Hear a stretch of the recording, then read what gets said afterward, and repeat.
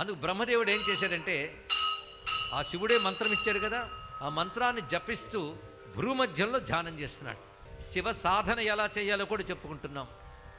ఏ విధంగా భగవద్ ఆరాధన చేయాలో కూడా దీనిలో తెలుస్తుంది. ఈశ్వరుని ధ్యానించడానికి యోగ్యమైన స్థానం భ్రూమధ్యం. నిజానికి ఈశ్వరుడు ఎక్కడుంటాడు? భ్రూమధ్యంలోనే ఉంటాడా అండి?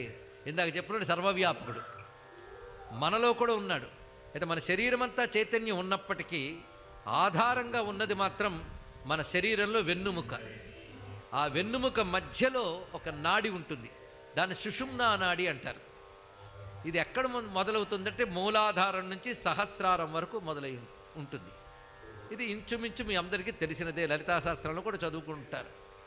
ఈ సుషుమ్నా నాడిలోనే ఆత్మ అయిన శివుని యొక్క శక్తి ప్రసరిస్తూ ఉంటుందండి.